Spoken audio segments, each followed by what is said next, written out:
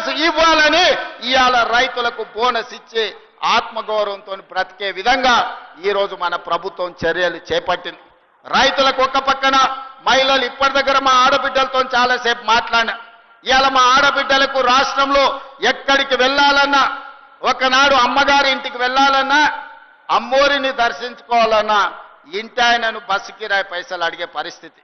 మరి ఇవాళ ఆ పక్కన మా అక్కలు చాలా మంది వచ్చారు, వేలాది మంది వచ్చారు. మా ఆడబిడ్డల్ని వెనకాల కూర్చోబెట్టారు. మా వాళ్ళందరూ ముందలుంటే నేను మాట్లాడి తప్పెత్తనం వాళ్ళ చేతికిస్తాను. మా అక్కలు ఏడున్నా మా అక్కల ఆశీర్వాదంతో ఇవాళ మా ఆడబిడ్డలను అడుగుతున్నా, ఆర్టీసీ బస్సులు రాష్ట్రంలో అమ్మగారింటికి వెళ్ళాలన్నా, అమ్మోరిని దర్శించుకోవాలన్నా, మీరు భద్రాచలం రాముల వారి దగ్గరకు పోయినా, యాదగిరిగుట్ట లక్ష్మీ నరసింహస్వామి దగ్గరకు పోయినా బస్సులో ఇవాళ మా ఆడబిడ్డలు ఉచిత ప్రయాణం చేస్తారు. ఇప్పటి వరకు దాదాపుగా ఈ 18 నెలల్లో 5,500 కోట్ల రూపాయలు ఆడబిడ్డల బస్సు ఉచిత ప్రయాణానికి ఈ రోజు నిధులు కేటాయించినమని నేను చెప్తున్నా. అదేవిధంగా సెల్ఫ్ హెల్ప్ గ్రూప్స్, స్వయం సహాయక సంఘాలకు పోయిన సంవత్సరం 20,000 కోట్ల రూపాయలు బ్యాంకు లింకేజ్ ఇచ్చినాం. ఈ సంవత్సరం కూడా 21,000 కోట్ల రూపాయలు బ్యాంకు లింకేజ్ ఇవ్వాలని, మా ఆడబిడ్డల్ని 1 కోటి మందిని కోటీశ్వరులను చెయ్యాలని ఈ రోజు కంకణం కట్టుకొని మన ప్రభుత్వం పనిచేస్తున్నది. నిన్ననే శిల్పారామంలో మన ఆడబిడ్డలు చేసిన ఉత్పత్తులను చూడడానికి ప్రపంచంలో ఉండే అందరూ నిన్న శిల్పారామంకి ఆ మహిళలు మిస్ వరల్డ్ కాంపిటీషన్కి వచ్చిన మహిళలందరూ ఈరోజు నిన్న శిల్పారామం దగ్గరకు వచ్చి మా ఆడబిడ్డల ఉత్పత్తులను కొనుగోలు చేసి ఆడబిడ్డలను అందరిని కూడా కలిసి ఆనందపడ్డారు. ఈ విధంగా ఈనాడు ఆడబిడ్డలకు ఆర్టీసీలో ఉచిత బస్సు ప్రయాణమే కాదు, 600 బస్సులు కొని ఆర్టీసీకే కిరాయికి పెట్టి ఈరోజు వ్యాపారం చేసుకునే పరిస్థితి ఆడబిడ్డలకు కల్పించడం. 1000 మెగావాట్ల సోలార్ విద్యుత్ ఉత్పత్తి చేసే ఒప్పందాలు విద్యుత్ శాఖతోని చేపించి అదాని అంబానీలతోని ఆడబిడ్డలు పోటీపడి వ్యాపారం చేసేటట్లు ఈ రోజు ఆడబిడ్డలకు అవకాశం ఇచ్చినాం. ఈ రోజు అమ్మ ఆదర్శ పాఠశాల పేరు మీద గ్రామీణ ప్రాంతాలలో ఉన్న పాఠశాలలన్నీ కూడా ఆడబిడ్డలే ఈ రోజు వాటిని నడిపించే విధంగా ఆడబిడ్డలకే పాఠశాలల పెత్తనం ఇచ్చినాం. ఇప్పుడు నిత్యావసర వస్తువులు కూడా సరఫరా చేసేది ఆడబిడ్డలకే అందియబోతున్నాం. మా ప్రభుత్వంలో ఇందిరమ్మను ఆదర్శంగా తీసుకొని సోనియమ్మ నాయకత్వంలో ఆడబిడ్డను ఆర్థికంగా నిలబెట్టాలి. ఒక ఇంట్లో ఒక ఆడబిడ్డ ఆర్థికంగా నిలబడితే కుటుంబాన్ని నిలబడుతుంది, ఆ కుటుంబం బాగుపడుతుంది, ఆ కుటుంబంలో పిల్లలు చదువుకుంటారు, పెద్దవాళ్లకు వైద్య సహాయం అందిస్తారు. ఆ కుటుంబ ఆత్మ గౌరవాన్ని నిలబెట్టాలంటే ఆడబిడ్డలు ఆర్థికంగా నిలదొక్కుకోవాలి. అందుకే ఇవాళ తెలంగాణ రాష్ట్ర ప్రభుత్వం మీ సోదరుడు మీ రేవంత్ అన్న ఆడబిడ్డలకు మాట ఇస్తున్నాడు. 5 ఏళ్ల లోపల ఆడబిడ్డలను 1 కోటి మందిని కోటీశ్వరులను చేసే విధంగా, ఇవాళ వ్యాపారాలలో రాణించే విధంగా, ఇంతకుముందే పెట్రోల్ బంకులు కూడా స్వయం సహాయక సంఘాలు నడుపుకునే విధంగా ఈరోజు మనం ప్రారంభించినాం. అంటే ఆడబిడ్డల్ని వ్యాపారంలో రాణించే విధంగా సహకరించాలని ఇవాళ మన వంతు ప్రయత్నం చేస్తున్నాం.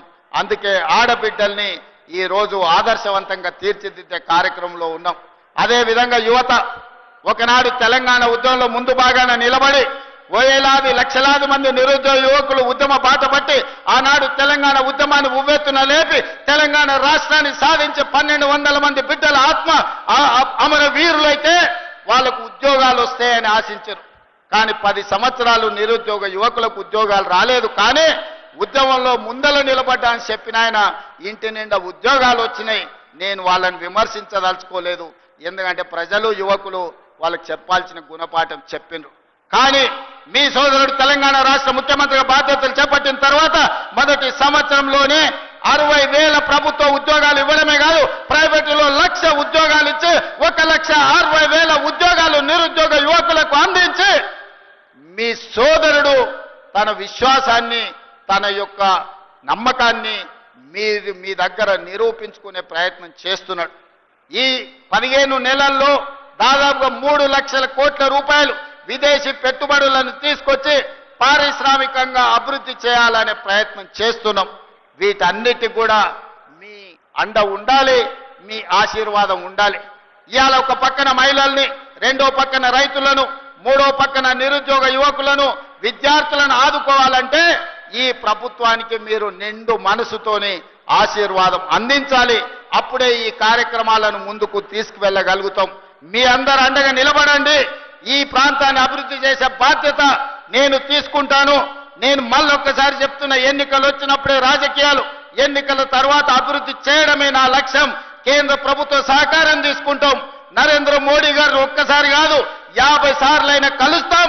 మనకు రావాల్సిన నిధులు తెచ్చుకుంటాం, తీసుకోవాల్సిన అనుమతులు తీసుకొస్తాం.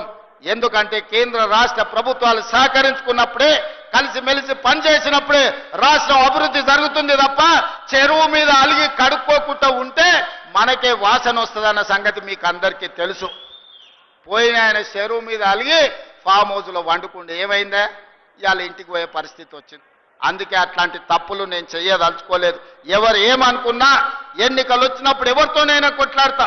సోనియా గాంధీ, రాహుల్ గాంధీ, మల్లికార్జున ఖర్గే నాయకత్వంలో వార్డు మెంబర్ నుంచి పార్లమెంట్ మెంబర్ వరకు మన వాళ్ళని గెలిపించుకోవడానికి నా సాయ శక్తుల కష్టపడతా.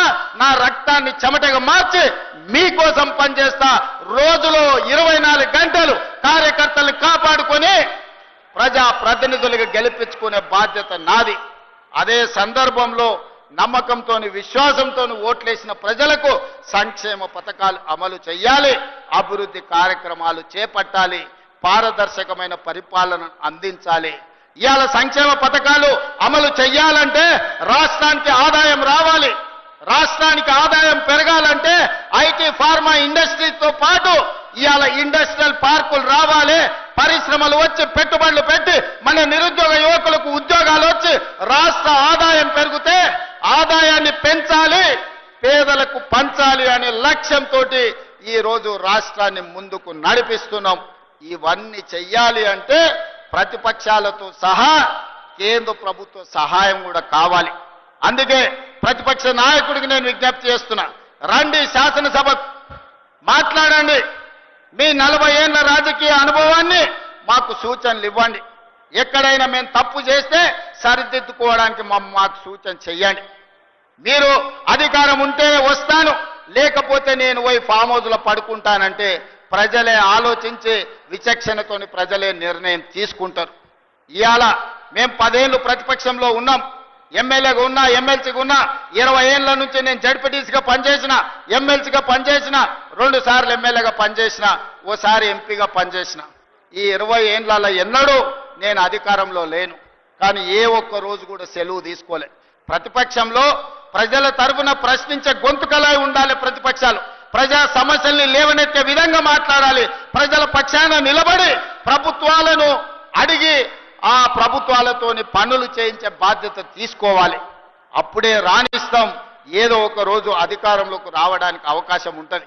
20 ఏళ్ళు ప్రతిపక్షంలో నిలబడి జడ్పీటీసీగా, ఎమ్మెల్సీగా, ఎమ్మెల్యేగా, ఎంపీగా, కాంగ్రెస్ పార్టీ అధ్యక్షుడిగా పని చేసిన కాబట్టి ప్రజలు నిండు మనసుతోని ఆశీర్వదించి 92 లక్షల మంది ఓట్లేసి తెలంగాణ రాష్ట్ర ముఖ్యమంత్రిగా ఈ రోజు బాధ్యత ఇచ్చిండ్రు. ఆ బాధ్యతతోనే ఇవాళ జహీరాబాద్కు వచ్చిన జహీరాబాద్ ప్రజలకు ఆగిపోయిన పనులను పూర్తి చేయాలన్న ఆలోచనతోటి మీ అందరినీ కలిసిన. ఏ రోజు కూడా నేను ముఖ్యమంత్రిగా అహంభావం వ్యక్తం చేయలే. నా దగ్గరికి చిన్నోడు వచ్చినా, పెద్దోడు వచ్చినా, పేదోడు వచ్చినా, ఎవ్వరు వచ్చినా అందరినీ కలిసిన.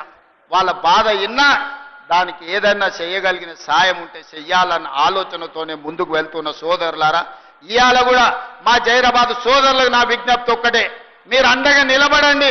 అద్భుతాలు చేసి తెలంగాణ అభివృద్ధి పదం వైపు నడిపించి దేశంలోనే నెంబర్ 1 రాష్ట్రంగా $1 ట్రిలియన్ ఎకానమీ కింద మార్చి ప్రపంచంలోనే ఒక్క గొప్ప రాష్ట్రంగా హైదరాబాదు నగరాన్ని టోక్యో, న్యూయార్క్ లాంటి నగరాలతో పోటీ పడే విధంగా అభివృద్ధి చేసే బాధ్యత నేను తీసుకుంటా. రీజనల్ రింగ్ రోడ్ కావచ్చు, మెట్రో రైలు కావచ్చు, మూసీ నది కావచ్చు, భారత్ ఫ్యూచర్ సిటీ కావచ్చు, వీటన్నిటినీ అభివృద్ధి చేసి ప్రజలకు అంకితం చేసే వరకు నిద్రపోను, సెలవు తీసుకోనని తెలియజేస్తూ మీ అందరి దగ్గర సెలవు తీసుకుంటున్న ధన్యవాదాలు మిత్రులారా.